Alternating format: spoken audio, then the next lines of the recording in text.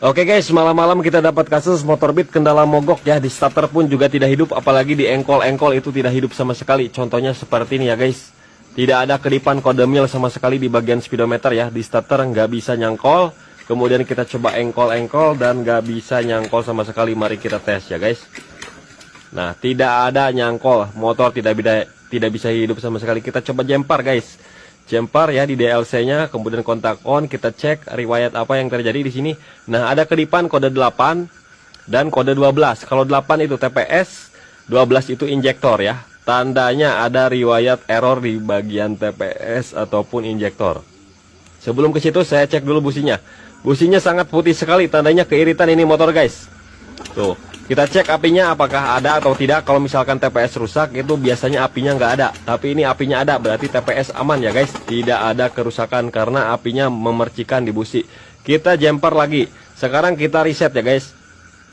Jumper, kontak on, kemudian cabut 5 detik. Nah 1, 2, 3, 4, 5. Masangkan lagi. Nah, hitung lagi 1, 2, 3, 4, 5. Kemudian off kan ya. Setelah di on kan nih kontaknya, lampu mil diam ya, tidak ada riwayat error lagi ya.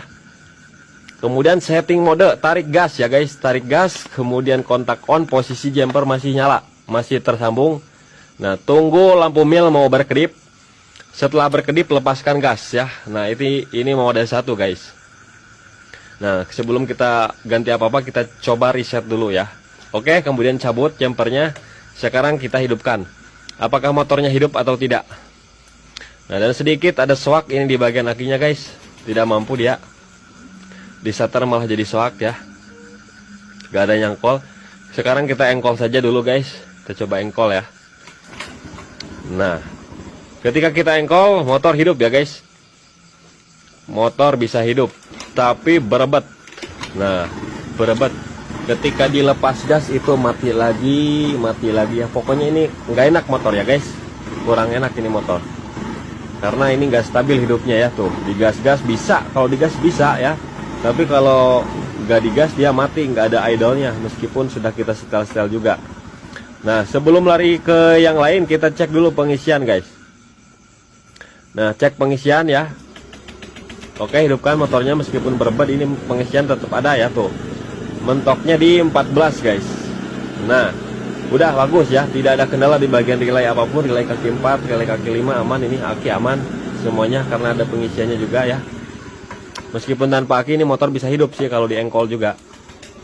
Kemudian cek tekanan full pump, ini masih bisa ya, masih aman 42 PSI itu meskipun ada berebet sedikit ya, dia di 42 PSI ya guys. Mantap ya. Tidak ada kendala di bagian full pump, tidak ada kendala di bagian pengisian. Oke. Dan TPS tidak ada kendala karena bisa kita setting mode tadi. TPS gak perlu dibongkar otak-atik, gak perlu karena bisa setting mode tadi ya. Kalau misalkan TPS rusak nanti nggak bisa setting mode. Nah oke, terakhir kita ganti injektor. Pakai K25, pakai KOJ itu bisa. Yang penting Beat 110 aja. Mau pakai varian Beat apa saja bisa dipasang. Nah setelah kita pasang ya, injektor yang baru dia bisa idle ya.